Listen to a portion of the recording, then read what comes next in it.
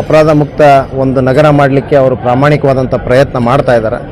ಖಂಡಿತವಾಗಿ ಕೂಡ ಯಶಸ್ವಿ ಆಗ್ತಾರೆ ಅನ್ನೋವಂಥದ್ದು ಕೂಡ ನನ್ನ ಹಾಗಾಗಿ ಬಂದಂಥ ಪೊಲೀಸ್ ಆಯುಕ್ತರು ಭಾಳ ಒಳ್ಳೆಯ ಕೆಲಸಗಳನ್ನು ಮಾಡೋದ್ರ ಮೂಲಕ, ಒಳ್ಳೆಯ ಒಂದು ಪೊಲೀಸ್ ಇಲಾಖೆಯಲ್ಲಿ ಒಂದು ಒಳ್ಳೆಯ ಸಿಸ್ಟಮ್ ತರೋದ್ರ ಮೂಲಕ ಮತ್ತು ವಿಶೇಷವಾಗಿ ಏನು ರೌಡಿ ಶೀಟರ್ಸು ಏನು ಅಪರಾಧ ಕೃತ್ಯಗಳನ್ನು ಎಗಿಸುವಂಥ ಏನು ಅಪರಾಧ ಮಾಡ್ತಾಯಿದ್ದಾರೆ ಅಂಥವ್ರಿಗೆಲ್ಲ ನಡುಕು ಹುಟ್ಟಿಸುವ ರೀತಿಯಲ್ಲಿ ಬಹಳ ಒಳ್ಳೆಯ ಒಂದು ಬೆಳವಣಿಗೆ ಆಗಿದೆ. ಇವತ್ತು ಹುಬ್ಬಳ್ಳಿ ಧಾರವಾಡದಲ್ಲಿ ಸಾಕಷ್ಟು ಬದಲಾವಣೆಗಳಾಗಿದೆ. ಹಿಂದೆಲ್ಲೋ ಒಂದು ಕಡೆ ಸಾಕಷ್ಟು ಈ ಕ್ರೈಮ್ ರೇಟು ಜಾಸ್ತಿ ಇತ್ತು.